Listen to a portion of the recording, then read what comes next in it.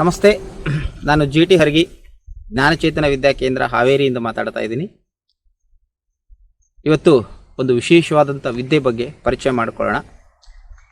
ಪ್ರತಿಯೊಬ್ಬ ತಂದೆ ತಾಯಂದಿರಿಗೂ ಕೂಡ ತಮ್ಮ ಮಕ್ಕಳಲ್ಲಿ ವಿಶೇಷವಾದ ಸಾಮರ್ಥ್ಯವನ್ನು, ವಿಶೇಷವಾದ ಪ್ರತಿಭೆಯನ್ನು ನೋಡಬೇಕು ಅನ್ನುವಂತಹ ಬಯಕೆ ಇದ್ದೇ ಇರುತ್ತೆ. ಸೊ ಹಾಗೆ ಸಾಕಷ್ಟು ವಿಷಯಗಳಲ್ಲಿ ನಾವು ಮಕ್ಕಳನ್ನು ತೊಡಗಿಸಿ ಅವರಲ್ಲಿ ವಿಶೇಷವಾದಂತಹ ಪ್ರತಿಭೆಯನ್ನು ಬೆಳೆಸುವಲ್ಲಿ ಪ್ರಯತ್ನಗಳನ್ನು ಮಾಡ್ತಾ ಇರ್ತೀವಿ. ಸೊ ಆ ನಿಟ್ಟಿನಲ್ಲಿ ಇವತ್ತು the power of sixth sense ಅನ್ನುವಂತಹ ಒಂದು ವಿಶೇಷವಾದಂಥ ಕಾರ್ಯಕ್ರಮ ಮಕ್ಕಳಿಗಾಗಿ ರೂಪಿಸಲ್ಪಟ್ಟಿದೆ.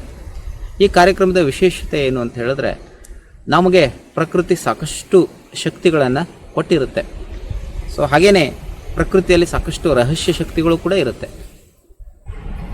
ಹೀಗೆ ಪ್ರಕೃತಿ ತನ್ನಲ್ಲಿ ಇಟ್ಟುಕೊಂಡಂತಹ ರಹಸ್ಯ ಶಕ್ತಿಗಳನ್ನು ನಾವು ಸಾಧನೆಯಿಂದ ಸಿದ್ಧಿಸಿಕೊಳ್ಬಹುದು. ಹಾಗೆಯೇ ಸಾಕಷ್ಟು ನಮಗೆ ಬೇಕಾದಂತಹ ಶಕ್ತಿಗಳನ್ನು ಪ್ರಕೃತಿ ನಮ್ಮ ಸುಪ್ತ ಮನಸ್ಸಿನಲ್ಲಿಯೇ ಅಡಗಿಸಿ ಇಟ್ಟಿರುತ್ತೆ. ಆ ಸುಪ್ತ ಶಕ್ತಿ ಜಾಗೃತ ಮಾಡ್ತಾ ಇದ್ದಂತೆ ಮನುಷ್ಯನಲ್ಲಿ ಸಾಕಷ್ಟು ಜನ್ಮದತ್ತ ಪ್ರತಿಭೆಗಳು ಜಾಗೃತ ಆಗಿ ಅಭಿವ್ಯಕ್ತಿಗೊಳ್ಳೋದಕ್ಕೆ ಶುರುವಾಗುತ್ತೆ. ಸೊ ಹೀಗೆ ಇವತ್ತು ನಾವು ಸಹಜವಾಗಿ ನಮ್ಮ ಇಂದ್ರಿಯಗಳಿಂದ ಎಲ್ಲವನ್ನು ಗ್ರಹಿಸ್ತೀವಿ. ಹಾಗೆ ಅತೀಂದ್ರಿಯ ಶಕ್ತಿಯಿಂದನೂ ಕೂಡ ನಾವೆಲ್ಲವನ್ನು ಗ್ರಹಿಸಬಹುದು. ಆ ಒಂದು ನಿಟ್ಟಿನಲ್ಲಿ ಇವತ್ತು ಅತೀಂದ್ರಿಯ ಶಕ್ತಿ ಜಾಗೃತಿಯನ್ನು ಮಾಡುವಂತಹ ಕೆಲಸವನ್ನು ನಾವು the power of six sense ಕಾರ್ಯಕ್ರಮದಲ್ಲಿ ಮಾಡ್ತಾ ಇದ್ದೀವಿ. ಸೊ ಕರ್ನಾಟಕದಾದ್ಯಂತ ಈ ಕಾರ್ಯಕ್ರಮ ಇವತ್ತು ಯಶಸ್ವಿಯಾಗಿ ನಡೀತಾ ಇದೆ. ಸೊ ಈಗ ಬೇರೆ ಬೇರೆ ಭಾಗಗಳಲ್ಲಿ ಆಸಕ್ತರು ಕಾರ್ಯಕ್ರಮಗಳನ್ನು ಸಂಯೋಜನೆ ಮಾಡಿ ನಮ್ಮನ್ನು ಕರೀತಾ ಇದ್ದಾರೆ. ಹಾಗಾಗಿ ಇವತ್ತು ನಿಮ್ಮ ಊರಿನಲ್ಲಿಯೂ ಕೂಡ ಈ ಕಾರ್ಯಕ್ರಮ ನಡೀತಾ ಇದೆ. ಸೊ ಹಾಗಾಗಿ ಆಸಕ್ತಿ ಇರತಕ್ಕಂಥವ್ರು ಈ ಕಾರ್ಯಕ್ರಮದಲ್ಲಿ ಭಾಗವಹಿಸಿ ಅದರ ಪ್ರಯೋಜನವನ್ನು ಪಡಿಬಹುದು. ಸೊ ಕಾರ್ಯಕ್ರಮದ ಲಾಭಗಳೇನು, ಈ ಕಾರ್ಯಕ್ರಮ ಮಕ್ಕಳಿಗೆ ಯಾವ ರೀತಿಯಲ್ಲಿ ಉಪಯೋಗ ಆಗುತ್ತೆ ಅಂತ ಕೇಳೋದಾದರೆ, ಸೊ ಮಕ್ಕಳಿಗೆ ಇವತ್ತು ಸರ್ವತೋಮುಖ ವಿಕಾಸ ಬಹಳ ಮುಖ್ಯ. ನಾವು ಕೇವಲ ಶೈಕ್ಷಣಿಕ ಪ್ರಗತಿಯನ್ನಷ್ಟೇ ನಾವು ನಂಬಿಲ್ಲ, ಮಕ್ಕಳಲ್ಲಿ ಓವರಾಲ್ ಡೆವಲಪ್ಮೆಂಟ್ಸನ್ನ ನಾವು ಬಯಸ್ತಾ ಇದ್ದೀವಿ. ಹಾಗಾಗಿ ಮಕ್ಕಳಲ್ಲಿ ಓವರಾಲ್ ಡೆವಲಪ್ಮೆಂಟ್ಸ್ ಬೇಕು ಅಂತ ಹೇಳಿದ್ರೆ ನಾವು ಸಾಕಷ್ಟು ಪ್ರಕೃತಿದತ್ತ ಸ್ಥಿತಿಗಳನ್ನು ನಾವು ಪಡಿಬೇಕಾಗುತ್ತೆ. ಸೊ ಹಂಗಾಗಿ ಪ್ರಕೃತಿ ಪೂರಕವಾಗಿ ಪ್ರಕೃತಿ ದರ್ಶನವನ್ನು ಮಾಡಿಕೊಳ್ಳೋದ್ರ ಮೂಲಕ ಋಷಿಗಳು ಕೊಟ್ಟಂತಹ ಈ ಋಷಿ ಸಂಸ್ಕೃತಿಯನ್ನು ನಾವಿಲ್ಲಿ ಕಲಿತಾ ಇದ್ದೀವಿ. ಈ ಋಷಿ ಸಂಸ್ಕೃತಿಯಲ್ಲಿ ಪ್ರಕೃತಿಯಲ್ಲಿರ್ತಕ್ಕಂತಹ ರಹಸ್ಯ ಶಕ್ತಿಗಳನ್ನು ನಾವು ಅಭಿವ್ಯಕ್ತಿಗೊಳಿಸುವಂತಹ ಒಂದು ಸಾಧನೆಯನ್ನು ಮಕ್ಕಳಿಗೆ ಮಾಡಿಸ್ತಾ ಇದ್ದೀವಿ. ಸೊ ಈ ಸಾಧನೆ ಮಕ್ಕಳಲ್ಲಿ ಜಾಗೃತ ಆಗ್ತಾ ಇದ್ದಂತೆ ಮಕ್ಕಳು ದಿವ್ಯ ದೃಷ್ಟಿಯಿಂದ ಎಲ್ಲವನ್ನು ಮಾಡಲಿಕ್ಕೆ ಶುರು ಮಾಡ್ತಾರೆ. ಒಂದು 3-4 ದಿವಸಗಳಲ್ಲೇ ಮಕ್ಕಳು ಕಣ್ಣಿಗೆ ಬಟ್ಟೆಯನ್ನು ಕಟ್ಟಿಕೊಂಡು ಪುಸ್ತಕ ಓದುವ ಕೆಲಸದಿಂದ ಹಿಡಿದು ಎಲ್ಲ ಕೆಲಸಗಳನ್ನು ಕೂಡ ತಮ್ಮ ದಿವ್ಯ ದೃಷ್ಟಿಯಿಂದ ಮಾಡಲಿಕ್ಕೆ ಶುರು ಮಾಡ್ತಾರೆ.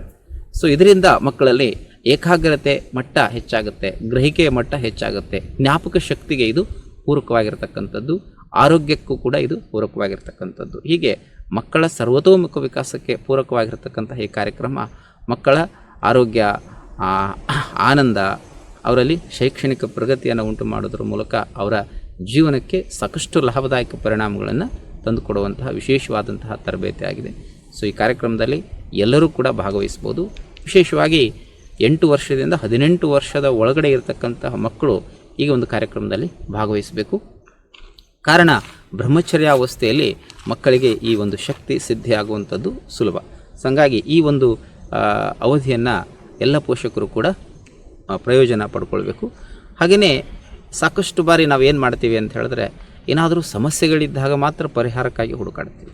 ಹಾಗೆ ಶೈಕ್ಷಣಿಕ ಪ್ರಗತಿಯಲ್ಲಿ ನಮಗೆ ಕೊರತೆ ಇದೆ ಅಂದಾಗ ಇವತ್ತು ಪೋಷಕರು ವ್ಯಾಲ್ಯೂ ಎಡಿಷನನ್ನು ಹುಡುಕ್ತಾರೆ. ಹಾಗಾಗಿ ಈ ವಿದ್ಯೆ ಇದು ಯಾವುದೋ ಶೈಕ್ಷಣಿಕ ಪ್ರಗತಿಯಲ್ಲಿ ಹಿಂದುಳಿದಂತಹ ಮಕ್ಕಳು, ಫೇಲ್ ಆಗಿರತಕ್ಕಂತಹ ಮಕ್ಕಳು ಮಾತ್ರ ಪಡಿಬೇಕು ಅನ್ನುವಂಥದ್ದಲ್ಲ. ಎಲ್ಲ ಮಕ್ಕಳು ಕೂಡ ರ್ಯಾಂಕ್ ಬಂದಿದ್ರೂ ಕೂಡ ಈ ಒಂದು ವಿದ್ಯೆಯನ್ನು ಪಡಿಬೇಕು. ಕಾರಣ ಇದು ಒಂದು ವ್ಯಕ್ತಿತ್ವ ವಿಕಾಸದ ಮೂಲ ಹಂತ ಇದು. ಸೊ ಇದನ್ನು ನಾವು ಸೆಲ್ಫ್ ರಿಯಲೈಸೇಷನ್ ಅಂತ ಕೂಡ ಕರಿತೀವಿ. ಸೊ ಸೆಲ್ಫ್ ರಿಯಲೈಸೇಷನ್ ಆದಾಗ ಮನುಷ್ಯನಲ್ಲಿ ತನ್ನಲ್ಲಿರ್ತಕ್ಕಂತಹ ಎಲ್ಲ ರೀತಿಯ ಶಕ್ತಿಗಳು ಕೂಡ ಅರಿವಿಗೆ ಬರುತ್ತೆ. ಸೊ ಹಾಗಾಗಿ ಶಕ್ತಿಯ ಅರಿವು ಮೂಡಿಸುವಂಥ ಕೆಲಸ ಇವತ್ತು ನಾವು ಮಕ್ಕಳಿಗೆ ಎಲ್ಲ ಕೊಟ್ಟಿದ್ದೀವಿ.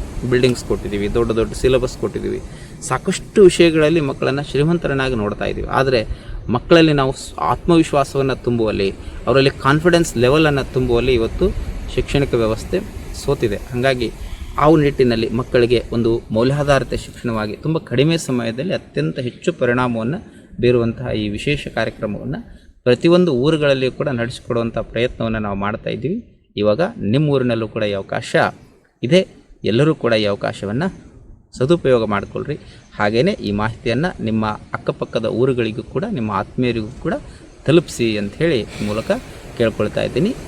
ಮತ್ತು ನಿಮ್ಮ ಊರಿಗೆ ಬಂದಾಗ ನೇರವಾಗಿ ಭೇಟಿ ಆಗ್ತೀರಿ. ಇದರ ಬಗ್ಗೆ ಹೆಚ್ಚು ಮಾಹಿತಿಯನ್ನು ನಿಮಗೆ ತಿಳಿಸ್ಕೊಡ್ತಾ ಇದ್ದೀನಿ. ಎಲ್ಲರಿಗೂ ಕೂಡ ನಮಸ್ಕಾರ, ಧನ್ಯವಾದ.